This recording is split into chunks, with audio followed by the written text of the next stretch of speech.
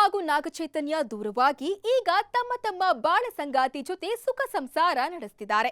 ಆದ್ರೆ ಈ ನಡುವೆ ಸಮಂತಾ ಕೊಟ್ಟಿರೋ ಅದೊಂದು ಸ್ಟೇಟ್ಮೆಂಟ್ ನಿಂದ ಅವರ ಮಾಜಿ ಪತಿ ನಾಗಚೈತನ್ಯ ಅವರ ಪತ್ನಿ ಶೋಭಿತಾಗೆ ಕೌಂಟರ್ ಕೊಟ್ರಾ ಎಂಬ ವಿಚಾರ ಸೋಷಿಯಲ್ ಮೀಡಿಯಾದಲ್ಲಿ ಸಿಕ್ಕಾಪಟ್ಟೆ ವೈರಲ್ ಆಗ್ತಾ ಇದೆ. ಹಾಗಾದ್ರೆ ಸಮಂತಾ ಹೇಳಿದ್ದೇನು ಅಂತ ನೋಡ್ಕೊಂಡು ಬರೋಣ ಬನ್ನಿ. ಮಾಜಿ ಪತಿ ನಾಗಚೈತನ್ಯ ಪತ್ನಿಗೆ ಕೌಂಟರ್ ಕೊಟ್ರಾ ಸ್ಯಾಮ್. ಶೋಭಿತಾ ಹೇಳಿಕೆಗೆ ಟಾಂಟ್ ಕೊಟ್ರಾ ಸಮಂತಾ. ನಾಗಚೈತನ್ಯ ಪತ್ನಿ ಮೇಲೆ ಸ್ಯಾಮ್ ಮುನಿಸು.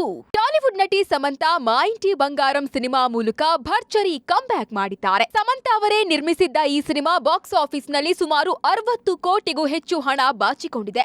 ಹಾಗೆ ಸಮಂತಾ ಪ್ರೆಗ್ನೆಂಟ್ ಕೂಡ ಆಗಿದ್ದು ಅವರ ಅಭಿಮಾನಿಗಳಿಗೆ ಸಂತೋಷವಾಗಿದೆ. ಆದ್ರೆ ಈ ನಡುವೆ ಸಮಂತಾ ಮಾ ಇಂಟಿ ಬಂಗಾರಂ ಸಿನಿಮಾದ ಸಕ್ಸಸ್ ಮೀಟ್ ವೇಳೆ ಕೊಟ್ಟ ಅದೊಂದು ಹೇಳಿಕೆ ಸದ್ಯ ಸೋಷಿಯಲ್ ಮೀಡಿಯಾದಲ್ಲಿ ಸಿಕ್ಕಾಪಟ್ಟೆ ವೈರಲ್ ಆಗಿದೆ. ನಮ್ಮನ್ನ ಪೂರ್ಣಗೊಳಿಸಲು ಇನ್ನೊಬ್ಬರಿಗೆ ಕಾಯಬಾರದು.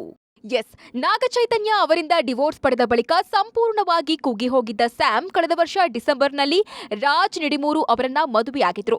ಸದ್ಯ ಸಮಂತಾ ತಮ್ಮ ಮೊದಲ ಮಗುವಿನ ಆಗಮನದ ನಿರೀಕ್ಷೆಯಲ್ಲಿದ್ದಾರೆ. ಈ ನಡುವೆ ಅವರ ಮಾ ಇಂಟಿ ಬಂಗಾರಂ ಸಿನಿಮಾದ ಸಕ್ಸಸ್ ಮೀಟ್ ವೇಳೆ ಅವರು ಮಹಿಳೆಯರಿಗೆ ಒಂದು ಸಂದೇಶವನ್ನ ಕೊಟ್ಟಿದ್ದಾರೆ. ಮಹಿಳೆಯರು ಮುಖ್ಯವಾಗಿ ತಮ್ಮ ಮೇಲೆ ತಾವು ನಂಬಿಕೆಯನ್ನ ಇಟ್ಟುಕೊಳ್ಳಬೇಕು. ನಿಮ್ಮನ್ನ ಪೂರ್ಣಗೊಳಿಸಲು ಇನ್ನೊಬ್ಬರು ಬೇಕು ಅಂತ ಕಾಯಬಾರದು. ಹಾಗೆ ಕಾಯುತ್ತಾ ಕೂತರೆ ಎದುರಿಗಿರುವವರ ಮೇಲೆ ನಿರೀಕ್ಷೆಗಳು ಹೆಚ್ಚಾಗುತ್ತೆ. ಅದು ಖಂಡಿತ ಸರಿಯಲ್ಲ ಅಂತ ಸಮಂತಾ ಹೇಳಿದ್ದಾರೆ.